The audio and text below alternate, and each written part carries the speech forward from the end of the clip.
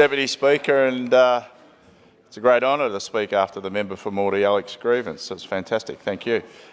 Look, treaty is about equity, and part of that is letting First Nations Victorians have a say over the issues that affect them. And this pathway to treaty has been going on for more than a decade, and it's something that was introduced by the State Labor government, the Andrews Labor government in 2014 with committing to treaty in May 2016, and there have been 2 state elections since then, and for our constituents to have a great say on this, and they did, and they carried it with a vast and a greater majority.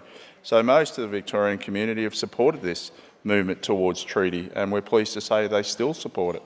I want to raise an issue of a statement that was made, or a press release that was made back in 2022 by the opposition, and in particular the member for Murray Plains, who then was the leader of the State Nationals, and of course the member for Bulleen, who's at the table here right now, would have been the leader of the Liberals at that time. And I'll read this press statement in regard to, I think it was June 2022.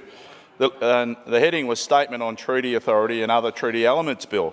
The Liberals and Nationals party room has today supported the advancement of Victoria's treaty process, the Treaty Authority and Other Treaty Elements Bill 2022, which will be debated in State Parliament tomorrow.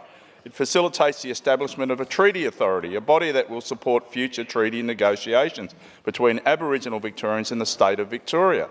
It also makes other minor legislative amendments. Shadow Minister for Aboriginal Affairs Peter Walsh said, Liberals and Nationals MPs today voted to support the bill when it goes before the Legislative Assembly on Wednesday. The Liberals and Nationals are committed to advancing the treaty process in Victoria in a way that supports self-determination and reconciliation while strengthening community and connection to country, Mr Walsh said. We will continue working closely with the traditional owners and registered Aboriginal parties to ensure this process drives genuine progress towards closing the gap targets as committed by every Australian state and territory. Treaty is deeply personal, meaning that the road to achieving it will be different things to all people.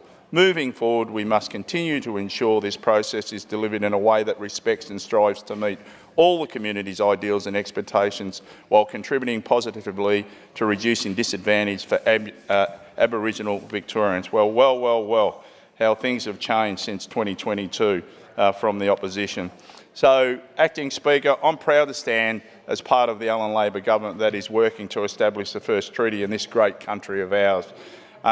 Treaty is about making sure that First Peoples get a say over their health care, their families' housing, their kids' education, the practice of their culture, and now and into the future. Treaty is about acknowledging the pain and suffering of the past and working together towards a better future, not only for our First Nations people, but for all Victorians. And I'm honoured and proud, and I commend this bill to the House.